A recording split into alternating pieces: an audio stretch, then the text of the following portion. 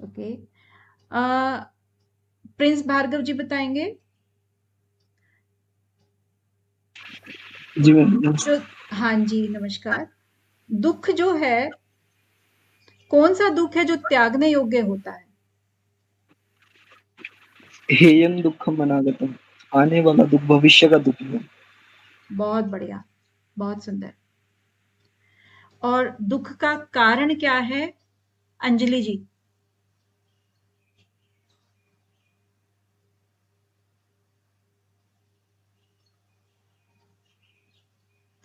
अंजलि जी के बाद फिर ज्योति भलारा जी।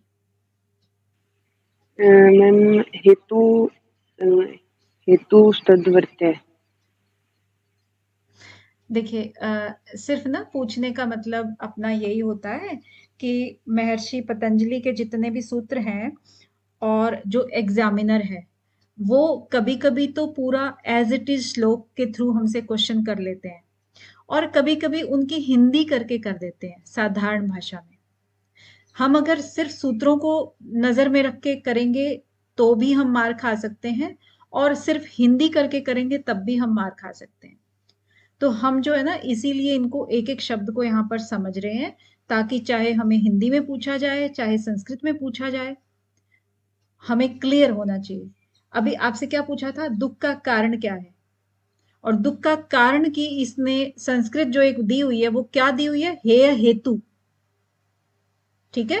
हे मैम। हाँ, तो हे हेतु के अकॉर्डिंग आप क्या इसका आंसर दे दोगे, फिर बताओ जरा।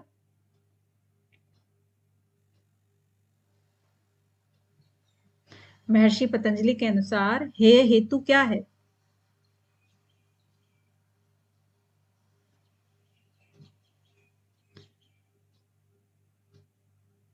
आपको कितने सूत्र याद हैं ज्योति जी? मैम जैसे 15 तक तो कर लिए थे, और अभी बैठ के लाइब्रेरी में आज सुबह से याद करे जितने आपने करवाए मतलब आज तक के, वो एक बार से रिवाइज किए हैं। अब शाम को फिर जाके रिवाइज करेंगे। नहीं, अभी आपको कितने याद है मुझे ये बताओ। अभी तो मैम जैसे 14 तक तो सही अच्छे से याद, लेकिन और बाकी थोड़े बहुत रिवाइज किए हैं। उनका अर्थ तो पता है लेकिन सीक्वेंस में याद नहीं है। तो अभी आपको ये पता होगा कि हे हेतु जो है ना 16 और 17वां सूत्र है। हे हेयम दुखम अनागतम, और उसके बाद हे हेतु जिसमें यानी कि दुख का कारण क्या हुआ, उसी का अगला सूत्र है दृष्टा दृश्य संयोगो हे हेतु। इसके अंदर ये जी नाम मैम। आता है, नाम आता है। तो जैसे ही हे हेतु अगर पूछा जाए कि महर्षि पतंजलि के अनुसार हे हेतु क्या है, तो आपको हे हेतु वाला सूत्र ध्यान होना चाहिए कि दृष्टा दृश्य संयोगो हे हेतु। ठीक है। तो इस तरीके से हमें ये अप्रोच भी धीरे धीरे डेवलप करनी है। इसके बाद जी मैम। प्रकृति का उद्देश्य क्या है, प्रकृति का उद्देश्य, सुशीला जी?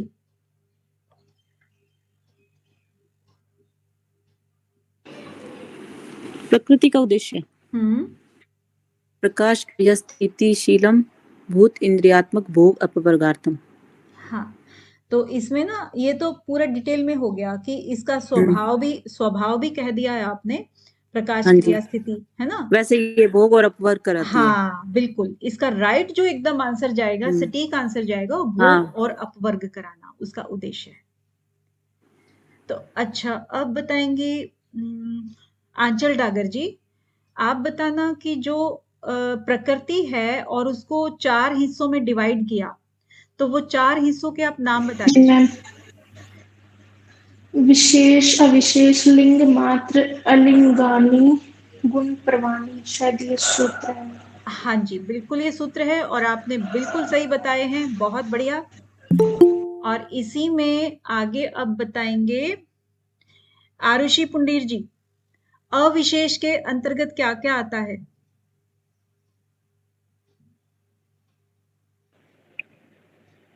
5 तन्मात्राएं आएंगी मैम, और 6 आते हैं मैम। पंच तन्मात्राएं और एक अहंकार। बहुत बढ़िया, बहुत सुंदर। लिंग मात्र में हेमा साहू जी क्या आएगा, लिंग मात्र?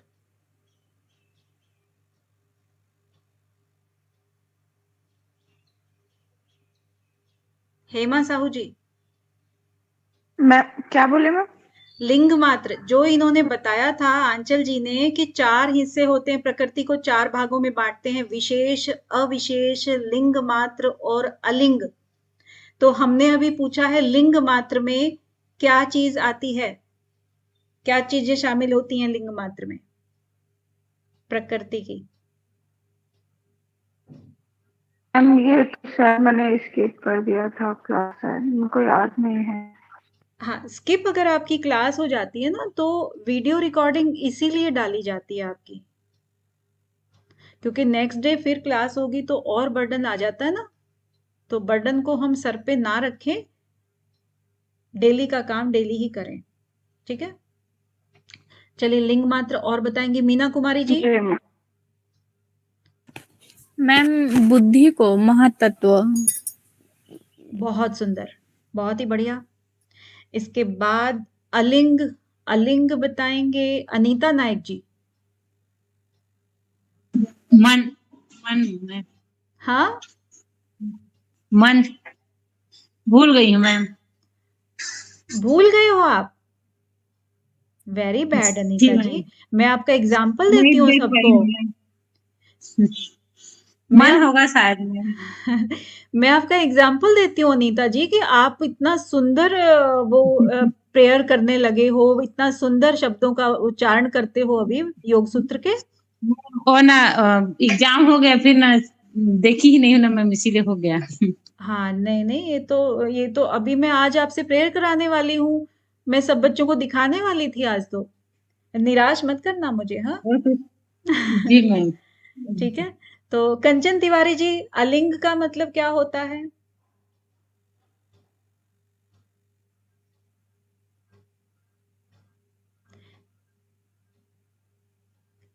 चलिए रमन जी बता देंगी। मैम प्रकृति। हाँ जी, बिल्कुल बढ़िया, मूल प्रकृति, जिसमें सत्व रजतम तीनों ही चीजें उसमें समान मात्रा में होती हैं, ठीक है।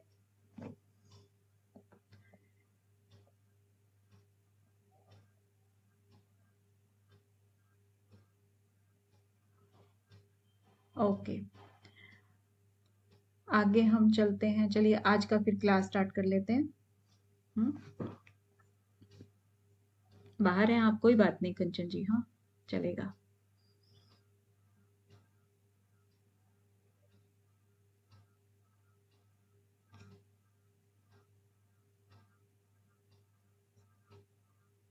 स्क्रीन शो हो रहा है ना? स्क्रीन शो हो रहा है जी ना? मैम, जी मैम। ओके, तो आज अनीता जी जो मैंने अभी काम जी का मैम। वो कर जी दीजिए मैम। जरा, महर्षि पतंजलि की प्रेयर।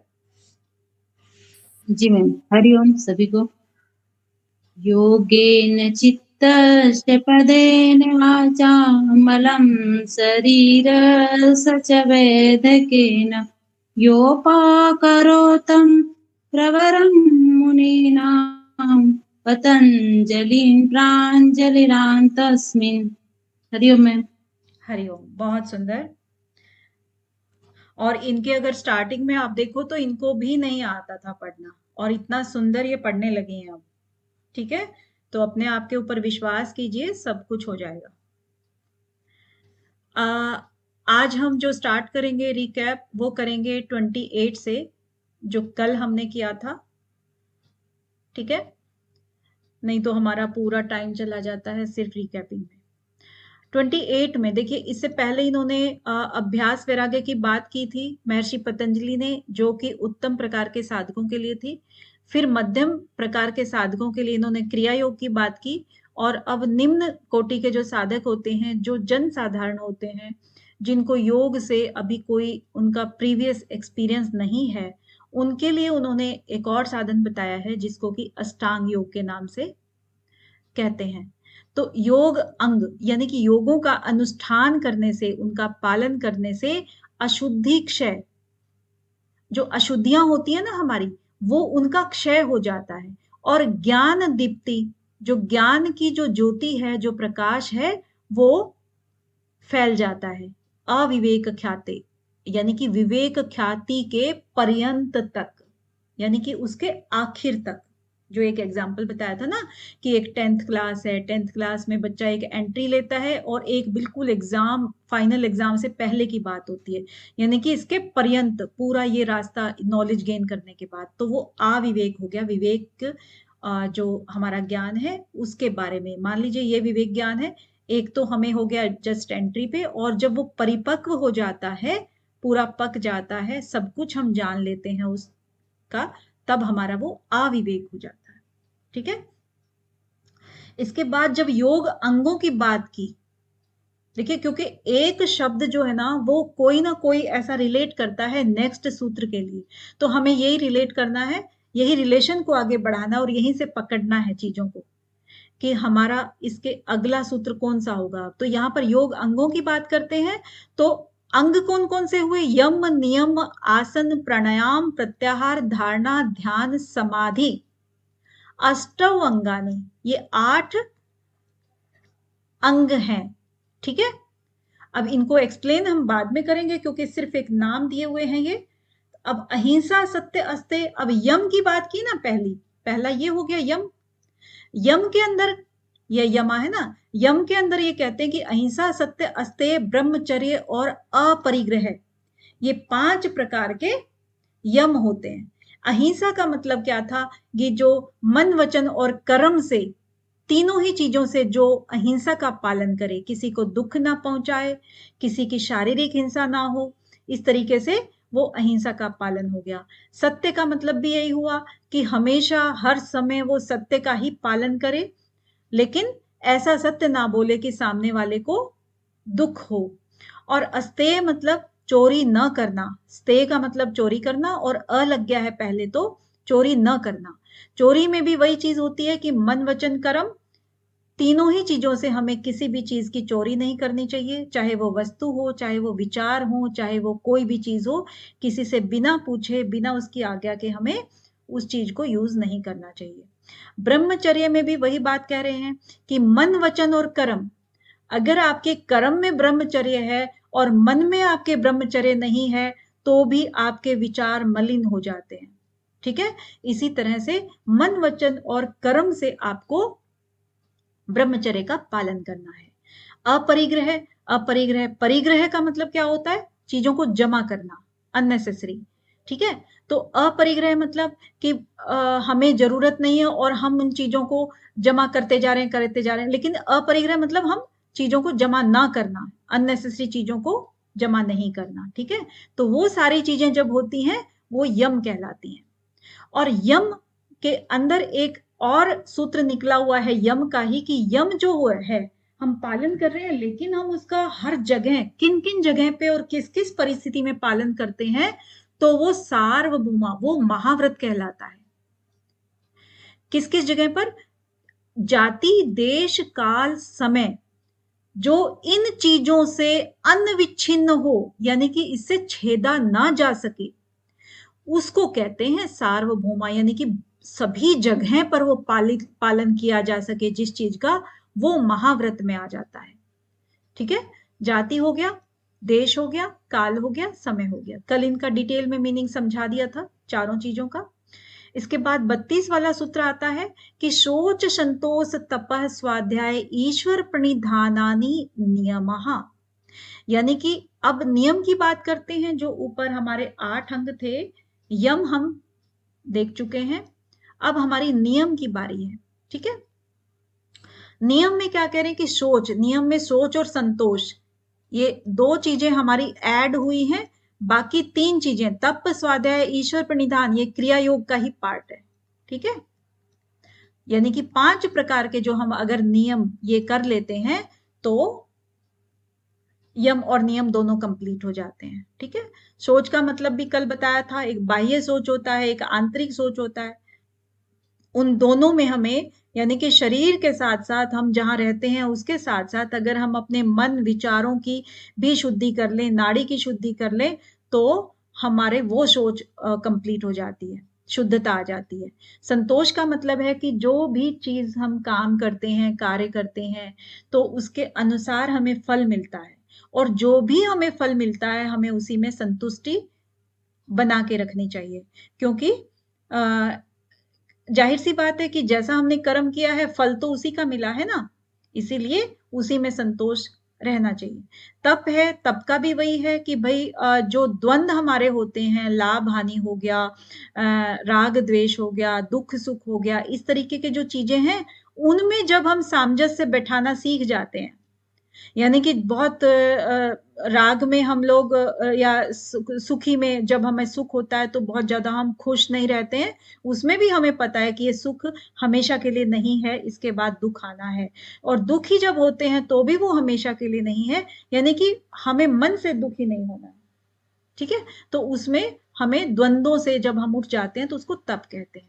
स्वाध्याय मीन्स जो हम अपना अध्ययन करते हैं। अपना कैसे?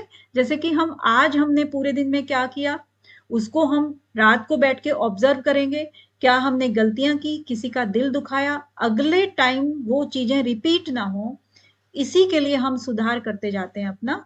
और दूसरा एक स्वाध्याय होता है कि आप किन्हीं भी महापुरुषों की किताबें पढ़ेंगे, उनसे जिंदगी की सीख लेंगे और उनको अपने जीवन में अपनाएंगे, ठीक है।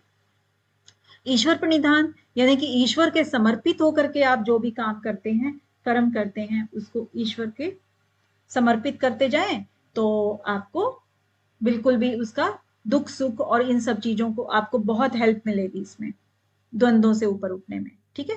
तो ये नियम हो गए हैं सारे, इन नियमों का पालन हमें जिंदगी में करना है।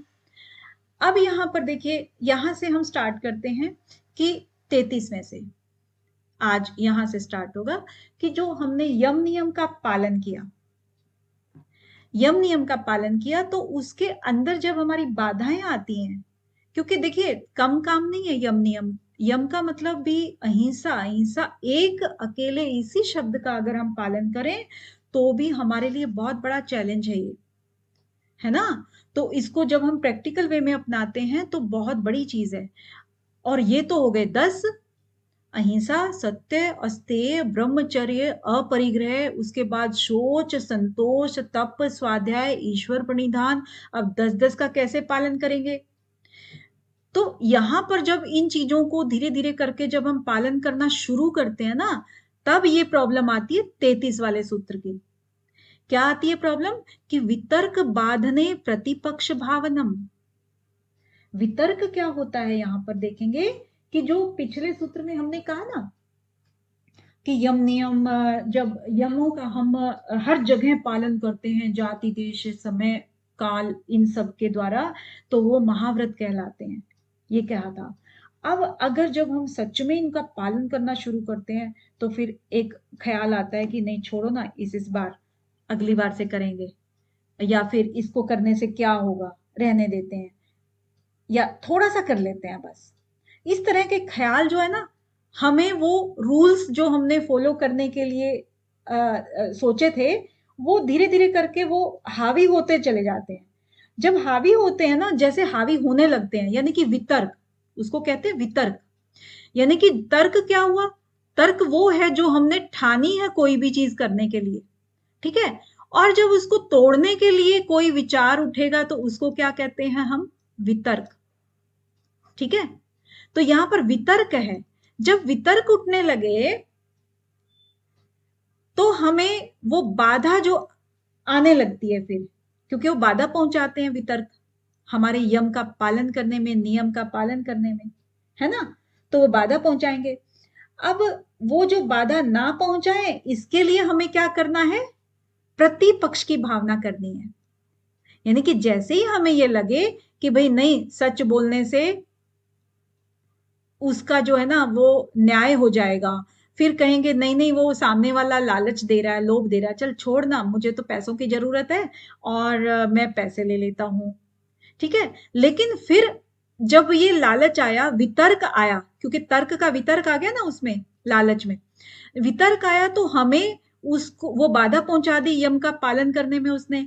फिर हमने प्रतिपक्ष की भावना की कि नहीं नहीं, पैसा तो फिर भी हाथ का मैल है, वो तो अब नहीं तो फिर खर्च हो जाएगा और पता नहीं कहां खर्च हो जाएगा, तो इसीलिए मुझे अपने यम पे डटे रहना है। तो वो प्रतिपक्ष की भावना करनी है हमें, ठीक है। समझ गए? समझ गए कि नहीं? जी मैम। जी मैम। ओके, जी मैम। तो इस तरीके से यहाँ पर ये बात हुई कि यम नियम जो भी चीज का हम पालन करते हैं और उसके अंदर जब हमें वितर्क उठने लगते हैं और उनमें जब बाधा पड़ने लगती है तो हमें प्रतिपक्ष की भावना करनी चाहिए, यानी कि उसके फेवर में हम बात करें उसकी, ठीक है ना, कि नहीं हमें अपने उस पे रहना है। अब 34 वाले सूत्र में क्या कहते हैं कि वितर्क एक्चुअली क्या होते हैं, कैसे कैसे होते हैं, क्योंकि इन्होंने वितर्क की बात करी ना अभी, वितर्क क्या है, तो इसी को फिर आगे इलेबोरेट करते हैं वितर्क को, कि वितर्का हिंसादय कृतकारित अनुमोदिता लोभ क्रोध मोह पूर्वका मृदु मध्य अधिमात्रा दुख अज्ञान अनंत फला इति प्रतिपक्ष भावना। ठीक है, देखो कितना सुंदर तरीके से इन्होंने बोला है। एक तो ना महर्षि पतंजलि की एक खास बात ये रही है कि इतने छोटे छोटे सूत्रों में इतनी बड़ी बड़ी बात इन्होंने बोल दी है। अब यहां पर देखिए वितर्क, यम नियम का पालन करने के टाइम जो वितर्क आ रहे थे और इन वितर्कों से कैसे निपटा जाए, कैसे इनसे हम इनको फेवर में करें, तो यहां पर ये कह रहे कि जो वितर्क हैं हिंसा आदि जो ऊपर थे ना, अहिंसा सत्य अस्तेय, यम की बात कर रहे हैं यहां पर, ठीक है, तो जो ये सारे के सारी चीजें हैं जिनका हमें पालन करना था, तो अहिंसा का मतलब क्या हुआ जी, किसी को हानि नहीं पहुंचाना। तो जो ये चीजें हैं जो हिंसादे लिखा है ना, तो इसका मतलब क्या है, अगर हम इसको थोड़ा सा संधि विच्छेद करके लिखें कि हिंसा आदि जो चीजें हैं, हिंसा आदि मतलब अहिंसा का जो अ हटा दो तो हिंसा हो गया, सत्य का झूठ हो गया, अस्तेय का सत्य हो गया, ब्रह्मचर्य का आपका व्यभिचारी हो गया और अपरिग्रह का परिग्रह हो गया, ठीक है ना। तो ये सारे नेगेटिव थॉट्स है ना, सारे के सारे ये वाले, अगर हम इनको और ये सब हटा देते हैं तो ठीक है, तो वो वितर्कों में आते हैं ना कि भाई ये चीजें जो है हम हिंसा आदि, यानी कि सिर्फ एक चीज के बारे में नहीं कह रहे हैं हिंसा, ये सच के बारे में भी कह रहे हैं। आदि लगा दिया ना इसके बाद, तो आदि का मतलब यही होता है कि एक जो पहला शब्द है इसके आगे आप अपने आप समझ लो कि ये सबके बारे में बात कर रहे हैं, ठीक है। तो एक ये चीज हो गई कि वितर्क जो है वो ये वाली चीजें, जैसे कि हिंसा हो गई, जैसे कि झूठ हो गया, जैसे कि चोरी करना हो गया, जैसे कि व्यभिचारी हो गया, जैसे कि मतलब ऐसे ही फालतू में सामान इकट्ठा करना, परिग्रह करना हो गया, ठीक है, इन सब के बारे में बात कर रहे हैं। इसके बाद देखिए एक एक चीज को ना थोड़ा थोड़ा अलग अलग करते जाएंगे इस तरीके से। यहां पर हमने सिर्फ इसकी बात करी।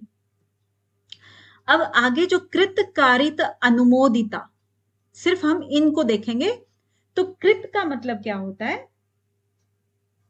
यहां देखेंगे कृत। मैम हाँ जी, हाँ बोलिए। जो अपने द्वारा किया हुआ। हाँ, जो अपने खुद के द्वारा किया जाता है, बिल्कुल। कृत का मतलब है जो खुद किया जाए, ठीक है, खुद किया जाए। और जो कारित होता है, कारित का मतलब जो कराया जाए किसी के द्वारा, खुद ना करके किसी के द्वारा कराया जाए, कराना। हाँ। और अनुमोदित मतलब ना आपने खुद किया, ना आपने किसी से कराया, और जिसने कर दिया ना उसको आपने हाँ में हाँ मिला दी, हाँ में हाँ मिलाना, उसको अनुमोदित करना होता है, ठीक है। अब जैसे कि मान लीजिए कि उसकी पीठ थपा दिया, समर्थन दे दिया, भाई ठीक किया।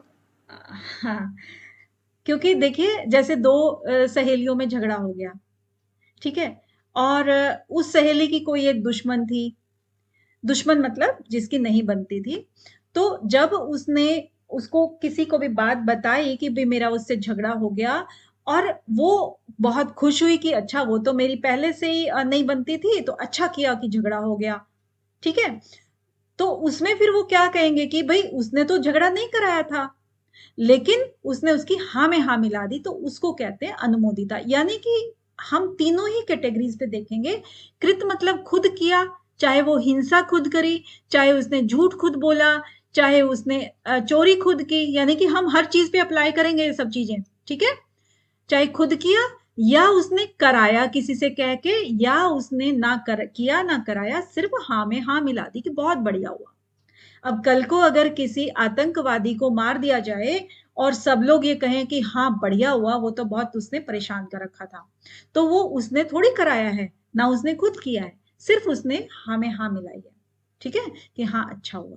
तो ये सब चीजें होती है अनुमोदन करना।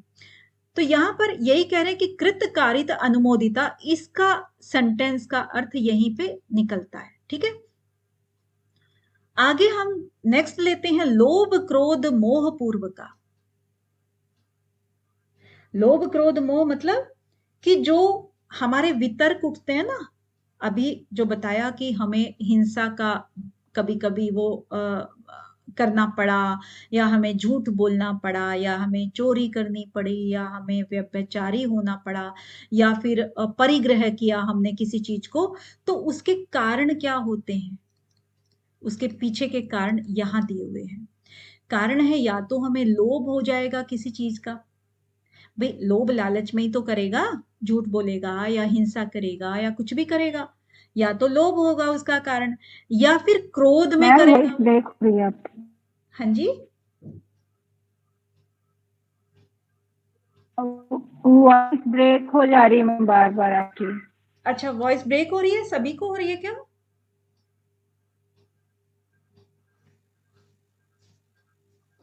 अभी ठीक है मैम, एक बार हुआ था थोड़ा। यस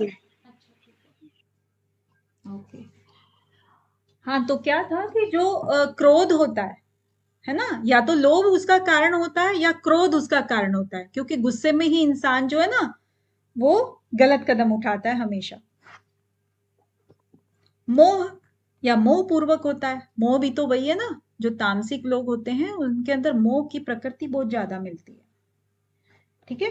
तो मोह इसका कारण हो सकता है कि भाई आप बच्चे के मोह के अंदर पागल हो, बच्चा चाहे कोई भी अपराध करके आए, आप उसको शह दे रहे हो, आप उसको छुपा रहे हो, तो वो भी एक डिस्ट्रैक्ट बन रहे हैं। हाँ वो भी उसका एक रीजन हो गया, ठीक है। ये इसके निमित्त होकर के लोभ क्रोध और मोह से परिपूर्ण होकर के ये वितर्क आदि उठते हैं, ठीक है। अब नेक्स्ट आता है मृदु मध्य अधिमात्रा। अब इनमें भी कैटेगरीज होती हैं, एक तो होती है मृदु प्रकृति, एक होती है मध्य प्रकृति, और एक होती है अधिमात्र, ठीक है। तो मृदु क्या होती है? मृदु मतलब कि आपका किसी से भी, चाहे कृतकारित अनुमोदिता, इन तीनों के विषय में ही अगर हम कहें कि चाहे हमने हिंसा खुद करी या कराई या हमने अनुमोदन किया, लेकिन आमतौर पे जो एग्जाम्पल अच्छा जाएगा वो जाएगा कि जैसे मान लीजिए हमने खुद किया, ठीक है ना, या कराया जो भी है, तो खुद किया तो एक मृदु प्रकृति हो गई किसी भी इंसान की, कि उसने जो है ना बहुत भयंकर अपराध नहीं था, और ठीक है उसने दिल दुखाया सब किया, लेकिन उसी समय में उसने उसको प्रत्युत्तर नहीं दिया उसका, यानी कि बदला नहीं लिया उसका। उसने काफी देर इंतजार किया, महीना 2 महीना 5 महीना, तो उसने सोचा कि जब मौका आएगा तब वो उस चीज का रिप्लाई करेगा, ठीक है।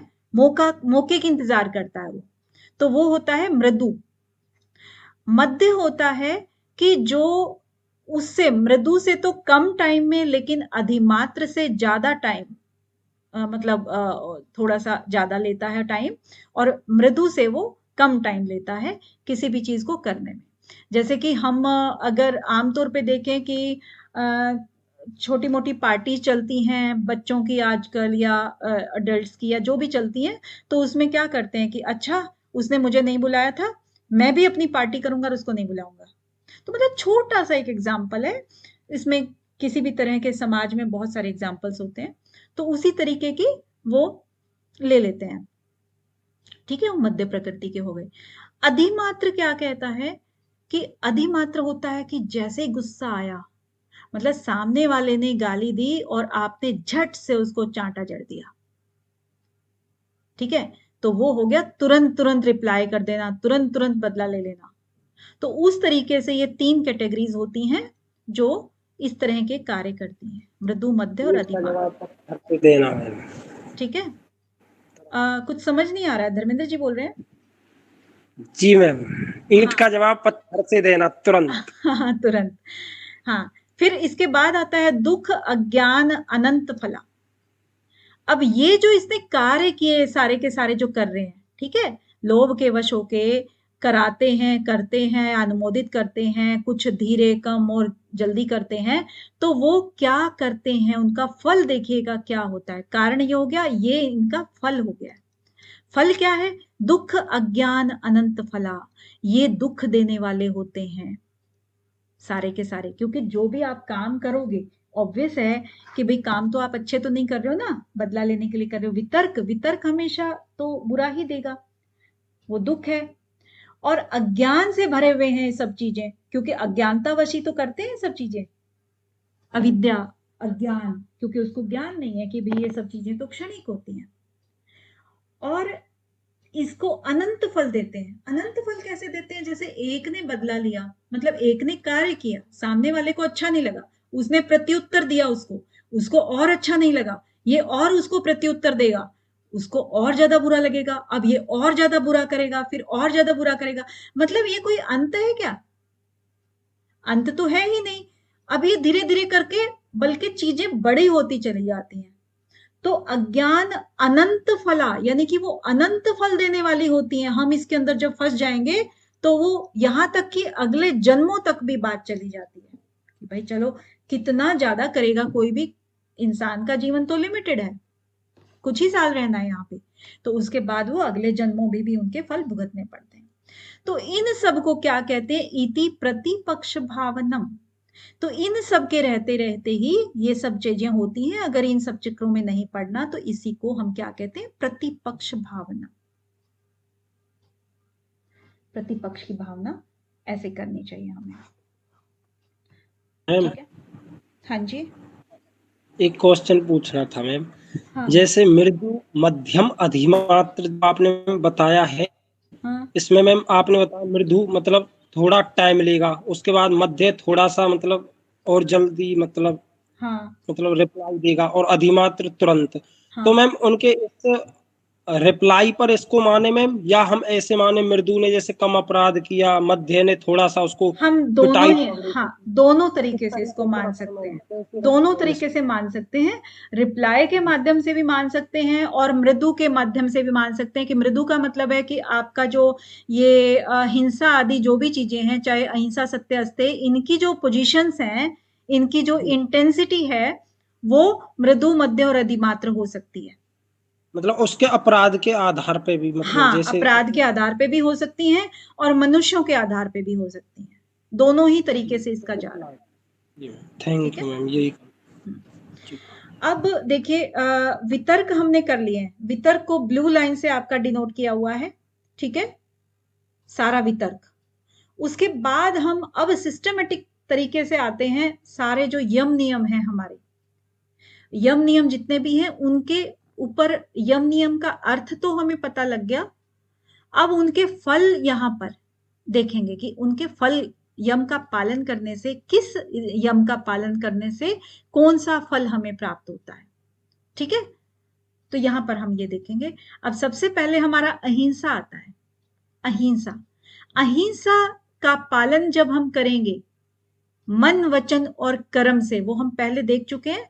मन, वचन और कर्म से जब हम अहिंसा का पालन करेंगे तो एक स्टेज ऐसी आती है कि जो हमारे आसपास होते हैं, जो भी प्राणी, चाहे वो मनुष्य हो, चाहे वो जीव जंतु हो, कोई भी हो, वो सब क्या करते हैं? वैर का त्याग कर देते हैं, यानी कि दुश्मनी उनके अंदर नहीं रहती है। यानी कि जो भी अहिंसा में प्रतिष्ठित हो जाता है, प्रतिष्ठित का मतलब है कि उसके अंदर अब उसके अंदर वितर्क उठने बंद हो गए हैं। अब उसके अंदर कोई वितर्क ही नहीं उठता है। पहले शुरू शुरू में जब यम का पालन करना शुरू किया था तो उसके अंदर वितर्क उठते थे कि नहीं, मैं यहां पर छूट ले लूं थोड़ी सी, मैं यहां पर तोड़ देता हूं, क्या फर्क पड़ता है, ठीक है ना। जब उसका अभ्यास उसका बहुत ज्यादा हो जाता है और धीरे धीरे करके जब वितर्क भी उठने बंद हो जाते हैं, उस समय में वो अहिंसा में प्रतिष्ठित हो जाता है, ठीक है।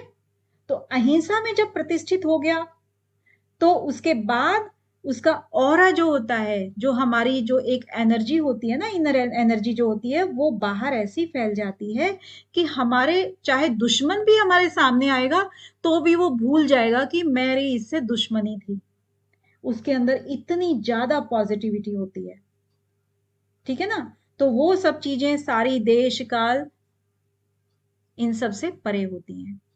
तो उसके पास जो भी आएगा वो क्या करेगा, उसके साथ ही रह लेगा। आपने सुने भी होंगे कि जंगल में कई ऋषि मुनि होते हैं, वो जब अपना योग में होते हैं, समाधि में होते हैं, तो चाहे उसके सामने शेर बैठे हैं, चीते बैठे हैं, मोर है, मतलब सभी तरह के पशु पक्षी उसके आसपास दिखाते हैं, पोस्टर्स में दिखाते हैं ना।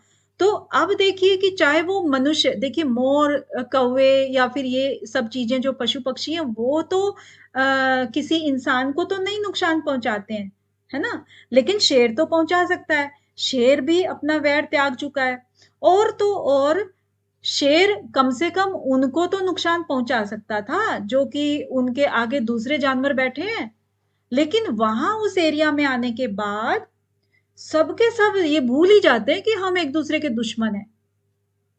वहां उस माता दुर्गा की तो सवारी भी हो गया था शेर, इसीलिए तो वो चीजें जो है ना, ये इसके अंदर आती हैं।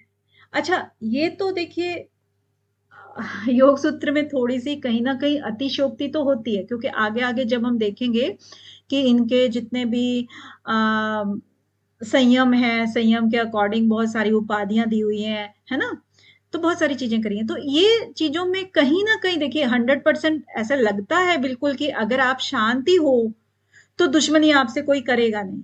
आमतौर पे ये चीज सत्य है, ठीक है ना, सच होती है।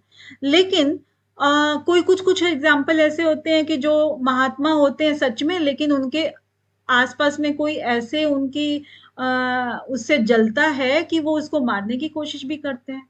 आपने देखे भी होंगे कि बहुत सारे ऐसे जो है ना महात्मा लोग हैं, उनको कुछ ना कुछ दूध में पिला के और उनको हटा दिया था रास्ते से, है ना, कोशिशें भी बहुत होती थी।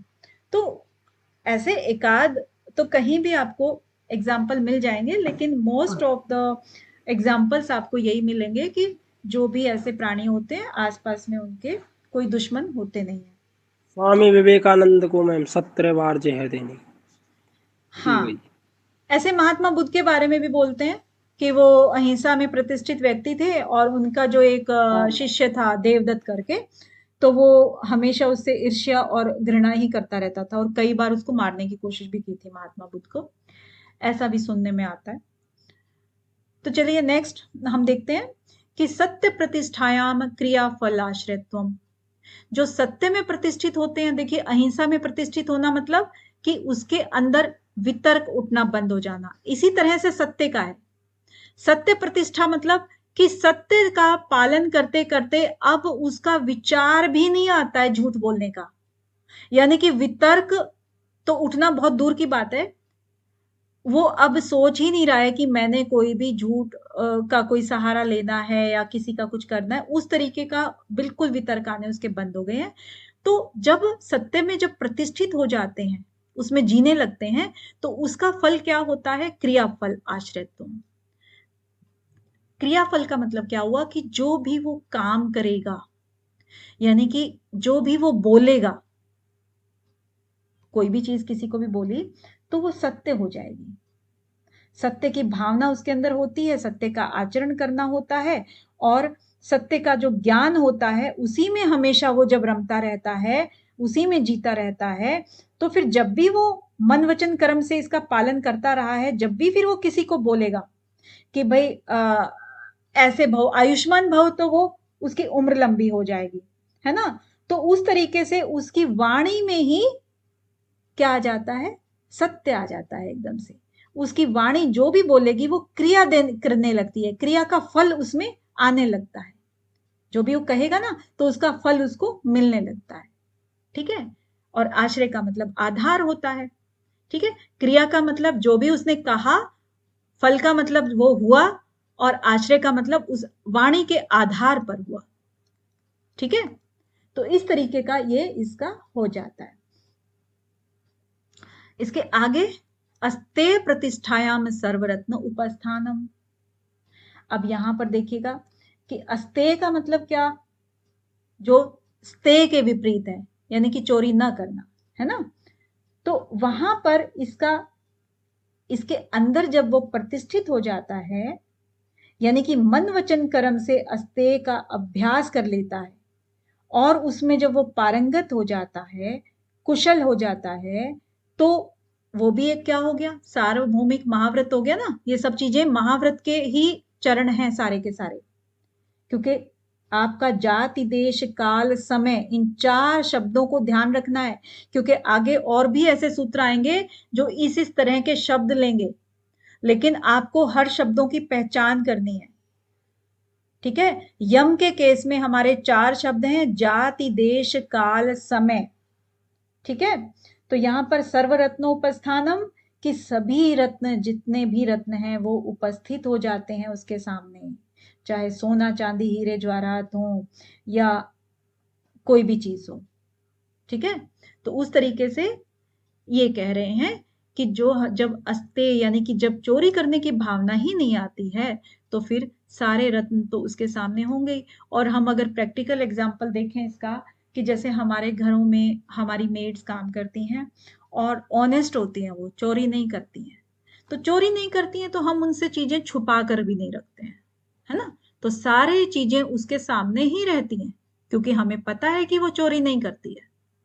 तो इसको एक बहुत छोटे एग्जाम्पल के साथ हम ऐसे समझ भी सकते हैं। इसके आगे आता है 38वां की ब्रह्मचर्य प्रतिष्ठायाम वीर्य लाभ। अब यहां पर देखिएगा कि ब्रह्मचर्य क्या कहते हैं। ब्रह्मचर्य का अर्थ भी वही चीज होती है, 2-3 तरीके से लिया जाता है इसका। ब्रह्मचर्य में प्रतिष्ठित योगी का जो वीर्य है, वो उसका असीम बल मिलता है। कहते हैं ना कि जब जो बहुत ज्यादा मैथुन वगैरह करते हैं, तो उसका एक तरह से वो मतलब कमजोर हो जाते हैं और उनका कोई उत्साह नहीं रहता है। और इस तरीके से ना अगर मन वचन कर्म से इसका पालन करते हैं, मन से, वचन से और कर्म से, तो वो पालन करते हैं तो वो स्ट्रोंग हो जाते हैं। और अगर कोई कर्म से ही पालन करे, वचन से भी वो मुंह से बहुत खराब बोलते हैं, मन में भी उनके वही सब चलता रहता है, तो आप उनकी मानसिक स्थिति देखिए बहुत ज्यादा बदतर होती है। तो इसका मतलब तीनों ही स्थितियों में हमें इसका पालन करना होता है। और जब पालन करेंगे तो ऑब्वियस है कि हमारा जो मन है वो बहुत ज्यादा स्ट्रांग हो जाता है। ठीक है ना। और जाति, देश, काल और समय के हिसाब से जब हम इसको करने लगते हैं, तो हम इसको महाव्रत में कन्वर्ट कर देते हैं। और जब महाव्रत में कन्वर्ट हो गया तो इट मीन्स वो प्रतिष्ठित हो गया उसमें, है ना। तो ब्रह्मचर्य में प्रतिष्ठित होने से वीर्य लाभ, और वीर्य लाभ का मतलब यहां पर वही है, सीमन से भी लेते हैं इसका अर्थ। और लाभ तो होता ही है ऑब्वियसली, जब हमने उसको वेस्ट नहीं किया तो, और जब वेस्ट नहीं किया तो इट मीन्स क्या हुआ कि शक्तिशाली हो गए, शक्ति आ जाती है उसमें, है ना। जब शक्ति आ गई है, आंतरिक शक्ति भी आ गई है और आपकी बाहरी शारीरिक शक्ति भी आ गई है, तो उसको क्या है, लाभ मिलेगा ही मिलेगा ना। और इसके अलावा एक ब्रह्मचर्य का अर्थ बताया था कि ब्रह्म मीन्स महान, है ना, बढ़ना हुआ, बढ़ता हुआ, बढ़ना। और चर्य मीन्स आचरण करना, कि जो भी महान चीजों का आचरण करता हो, ठीक है, महानता उसमें आती जाती है, फिर इसीलिए इसको ब्रह्मचर्य बोला है। तो यहां पर हमारी दोनों चीजों से ही इसका संबंध है, क्योंकि अगर हम ये ब्रह्मचर्य का वैसे पालन करेंगे तो हम महान आचरण ही तो कर रहे हैं, उसकी हेल्प ही तो हो रही है ना, तो उसमें हमारा वीर्य लाभ हो रहा है। ठीक है। नेक्स्ट हमारा आता है 39th में कि अपरिग्रह स्थैर्य जन्म कथनता संबोधा। अब यहां पर आपने ना थोड़ा सा एक बार रिलेट भी करेंगे कि अहिंसा, सत्य, अस्तेय और ब्रह्मचर्य, इन चारों में ही आपका अहिंसा, इन शब्दों के बाद प्रतिष्ठा आया हुआ है। ठीक है, याद करने में आपको इजी रहेगा। इन चारों में प्रतिष्ठा है, लेकिन अपरिग्रह में आपका स्थैर्य है, प्रतिष्ठा नहीं है। इसको नोट करना। तो अपरिग्रह में स्थित योगी जो है वो जिज्ञासा मात्र से ही अपने जन्म जन्मांतर का ज्ञान कर लेता है। उसके अंदर जो स्थिर होता है, स्थैर्य हो जाता है जिसमें।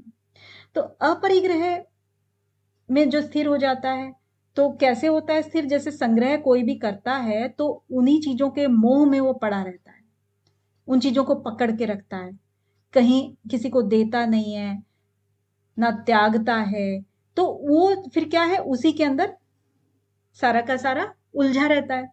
और अपरिग्रह जब हम करते हैं तो सिर्फ अपने जरूरत की चीजों को रखते हैं, और बाहर की जो संग्रह, बाकी की जो चीजें हैं हम जो संग्रह कर रखी थी, वो हम दान दे देते हैं कि किसी के काम आएंगी तो ठीक है। हमने सिर्फ अपनी जरूरत की चीजों को अपने पास रखा और बाकी चीजों को दे दिया किसी को भी, या हमने लिया नहीं, क्योंकि हमें ज्ञान हो गया है। ये हमने काम कब किया? जब हमें ज्ञान हो गया कि जो जन्म है, जो जीवन है, वो हमारा क्या है, स्थिर नहीं है, आता है और जाता है। ठीक है ना? तो उस चीज का हमें ज्ञान हो गया है। कथनता, कथनता क्या है? यानी कि जो जिज्ञासा के जो प्रश्न होते हैं ना, ये जीवन हमें क्यों मिला, और आई थिंक हर आदमी जो इस धरती पे जन्म लेता है, सबके मन में कभी ना कभी ये क्वेश्चन जरूर उठते हैं कि मैं कौन हूं, क्यों यहाँ पर आया, मुझे क्या करना है, या जीवन जो मिला है उसका हमारा उद्देश्य क्या है। तो जो इस तरह के जो क्वेश्चंस होते हैं जिज्ञासा वाले, वो जिज्ञासा वाले क्वेश्चन कहीं ना कहीं हमें इस चीज का बोध करा देते हैं कि ये जीवन जो है ना क्षण भंगुर है, और हमें यहाँ पर हमेशा नहीं रहना है। ये जीवन चक्र है, चलता रहता है। तो इस तरीके से जब जन्म के विषय में संपूर्ण ज्ञान जब हमें हो जाता है कि उसका जन्म क्यों हुआ, इस जन्म में वो क्या करें, क्या करना चाहिए, वास्तव में जो व्यक्ति अपरिग्रह का पालन करने लगता है ना, तो उसकी बुद्धि सूक्ष्मता की ओर चली जाती है। यानी कि वो इन पदार्थों को या प्राणियों को, इनके संग्रह की बातों को वो बिल्कुल ऐसा नेग्लेक्ट करता है, क्योंकि उसको पता होता है कि ये सब चीजें उसके काम की नहीं है। उसको अपने जीवन का उद्देश्य पता लग जाता है। तो जब उसको ज्ञान हो जाता है, समय ज्ञान हो जाता है, तो वो अपरिग्रह में स्थिर हो जाता है। स्थिर, क्योंकि ये चीज क्या है, ये भौतिक चीजों से रिलेटेड है। देखिए, इसीलिए इसके साथ में स्थैर्य आया है। बाकी चीजें हमारी क्या है, हमारी विचारों से, हमारे जो आचरण है उससे रिलेटेड है सबकी सब। अपरिग्रह का मतलब संग्रह से रिलेटेड था, और संग्रह में जब हम स्थिर हो गए हैं तब हमें इस चीज का हो जाता है। ठीक है, तो यहां पर अपना कंप्लीट करते हैं 39 तक। उसके बाद कल हम करेंगे नियम।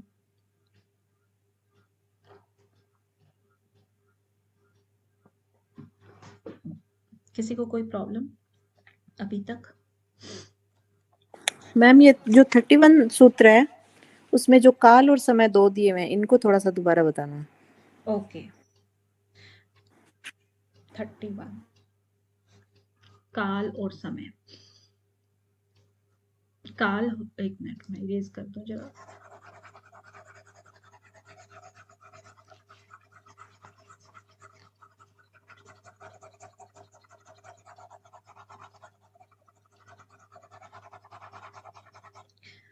देखिए, काल, जाति का मतलब आपको पता ही है क्या हो गया ना।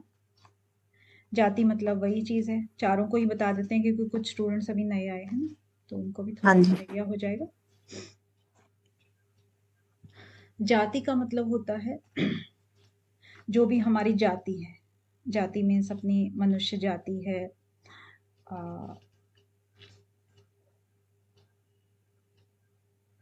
और देश, देश का मतलब क्या हो गया?